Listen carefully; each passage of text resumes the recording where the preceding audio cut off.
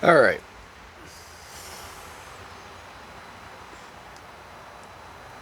I am going to give this another shot. I don't know how well it's going to work. I'm working with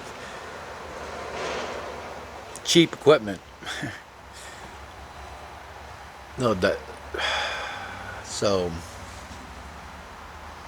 I haven't been on in a while. I haven't posted anything in a while, but I'm going to try to make this regular. I don't do much editing at the moment, and it's been a kind of crappy day, so my solar's not powered as well as I'd like. But, I want to give this a shot.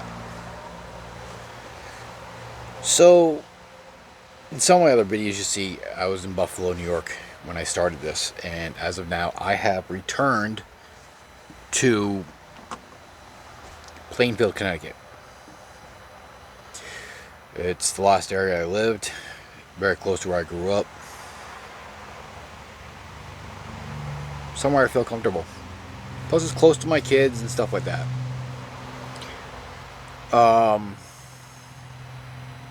Not good with editing and stuff like that either, but eventually I will be getting to it and giving it a shot.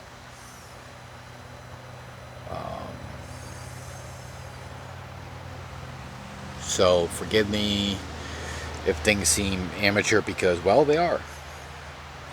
So I'm not a young guy, obviously. I am about to be 43, actually. I live full time in an RV. And if you look right there, it's just the two of us, the RV and the bike.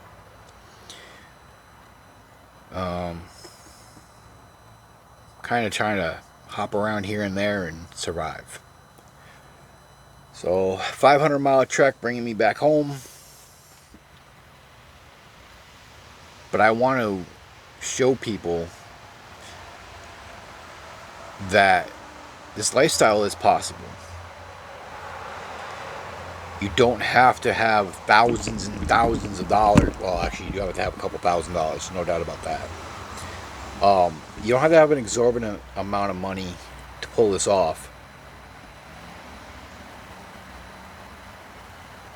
But you do have to spend some money. I've probably got a couple grand into my system.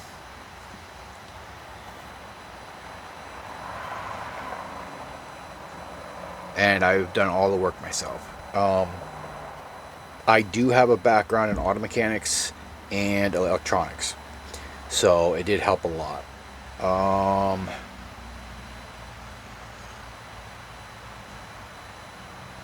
But I've never worked on RVs before in my life.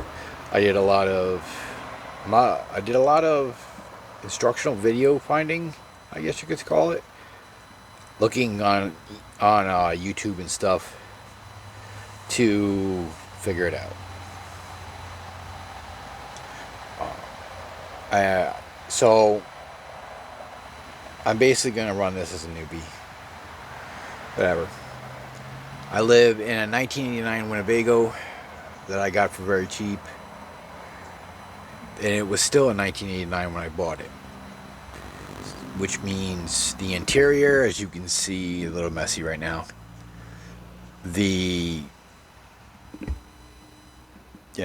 Very messy.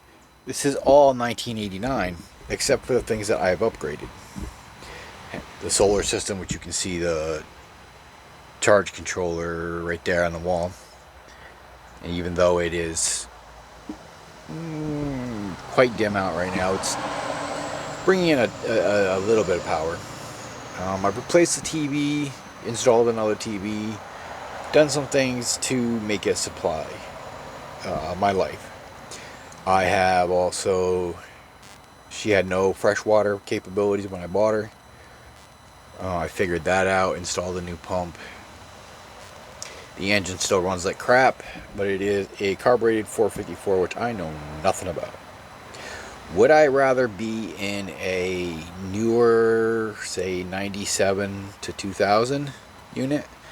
Yes. Something I am more familiar with, and whatever. my goals aren't to travel the country and do it. I might travel eventually. It'd be nice, you know. However, my main goal is to just live.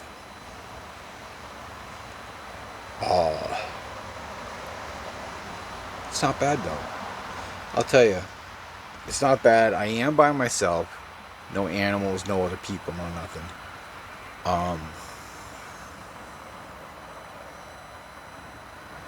It's not bad. It's really not. You got to think about it this way. People ask me about it all the time, and you live in even in an apartment today. Most in a lot of states, you're paying upwards of $2,000 a month or more just to survive. Utilities, rent, stuff like that. My 6-month premium is stupid low for my insurance, which includes a specialized insurance for living in it. I also have, I have free power and fuel and food. That's it. I mean, she still needs repairs here and there. You know, things happen, things break. She's old. It is what it is. But otherwise, on a decent time, it's not too bad. It's not bad at all. You definitely learn how to reorganize life and the stuff that you have. The hardest part is I'm not just in. Sorry about the shakiness there. I'm not just everyday Joe. I suffer from PTSD, clinical depression, and a few other little things. It's been difficult. And that's something else I'm going to touch on as time goes on, as I do these videos. I'm always looking for help if anybody catches these videos in the area. I'm always looking for assistance. If little things, places to park, stuff like that. You know, little stuff. I'm not asking for money. I mean, if you want to donate and give me a hand, I'm not going to say no, to be honest. I did move here with no job. I'm hoping to have a job soon. I interviewed the day after I got home. Hopefully that works out.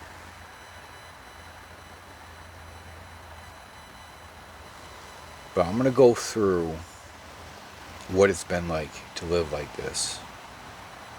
So, I'm hoping that I can inspire not only people to live in a more minimalistic lifestyle, because honestly, the more of us that live minimalistic, the easier the lifestyle becomes, and the more accepted it becomes. You also got to think, when we do this, we're leaving smaller footprints. We're not using the grid power. We're not causing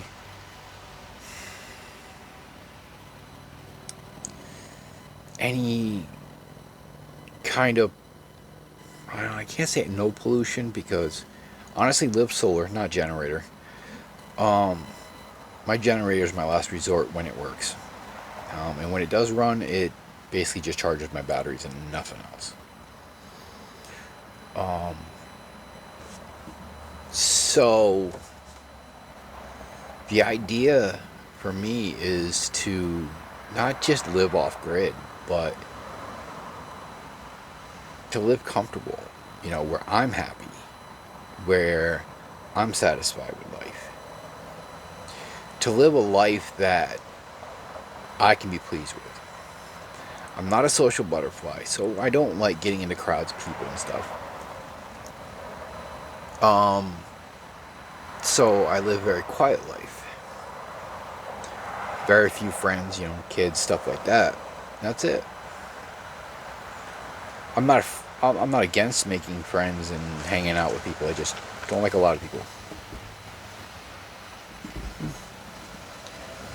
So it gets difficult also when you're on your own. It gets lonely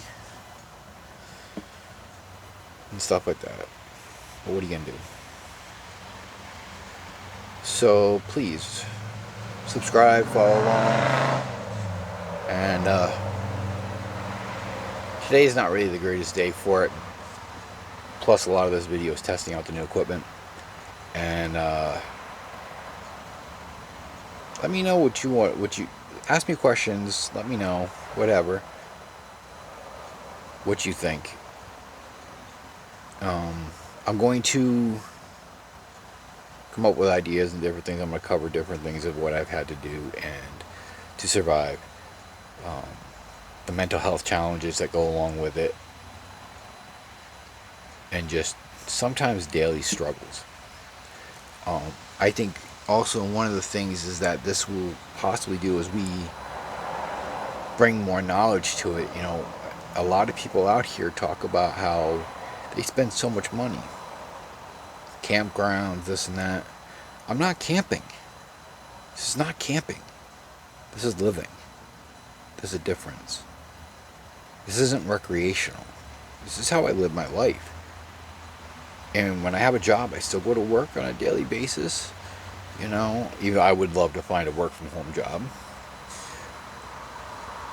That's real.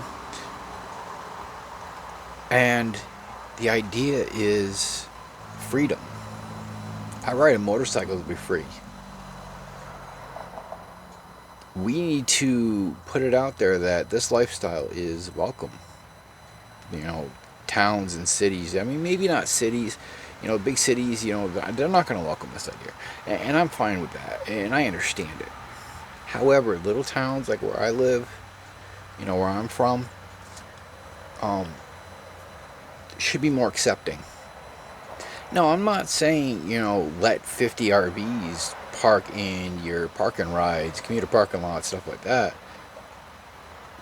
But say a friend of mine wants to offer, okay, yeah, you can stay here and you're not hooked up to utilities, so it's not a big deal.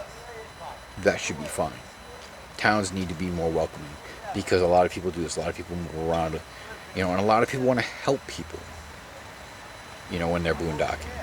There's no reason why we shouldn't be able to.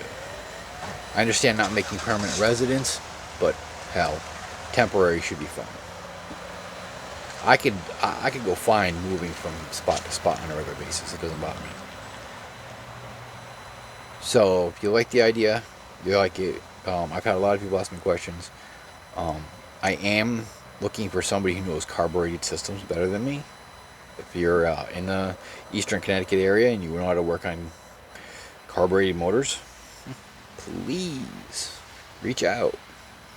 So